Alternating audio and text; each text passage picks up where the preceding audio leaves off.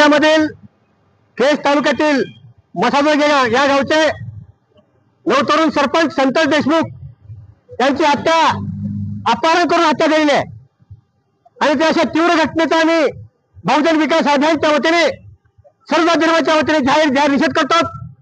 महाराष्ट्र पुरोगामी विचाराचा महाराष्ट्र आहे आणि अशा महाराष्ट्रामध्ये जर बिहार सगळ्या घटना घडत असतील, एका लोकप्रतिनिधीला न्याय मिळत नसेल तर बहुजन विकास आघाडी संबंध महाराष्ट्रामध्ये न करणार आहे।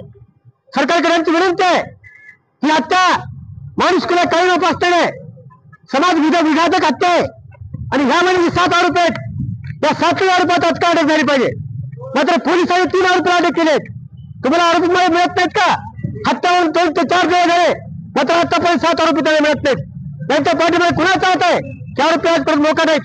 आमची पोलिसांच्या विनंती आहे की या 7 आरोपीला पकडून यांना कडक शिक्षा व्हावी आणि मरणोत्तर न्याय त्या कुटुंबाला मिळावा ही बहुजन विकास आघाडीची मागणी आहे। हे प्रकरण जलगत न्यायालयाने चालण्यात यावं। ह्या प्रकरणासाठी वकील म्हणून ॲडव्होकेट हुसेन रिकामेची निवड करण्यात यावी ही देखील बहुजन विकास आघाडीची मागणी आहे। कारण संतोष देशमुखची हत्या प्रत्येक सरपंचाला आव्हान आहे। कारण सरपंच गावचा प्रथम नागरिक असतो आणि प्रथम नागरिकाची हत्या होत असेल तर त्या सर्वसामान्य काय न्याय मिळणार आहे हा जबाब आम्ही सरकारला विचारत आहोत। सरपंचाची हत्या सर्वांना आव्हान आहे आणि म्हणून या हत्याचे सखोल चौकशी झाली पाहिजे, तात्काळ चौकशी झाली पाहिजे। ही वारंवार मागणी संबंध महाराष्ट्र करत असताना उदगीर सारख्या पुरोगामी विचाराला मानणाऱ्या चळवळीचे केंद्र असताना उदगीरमध्ये केल्याचा सर्व स्तरातून निधी झाला पाहिजे।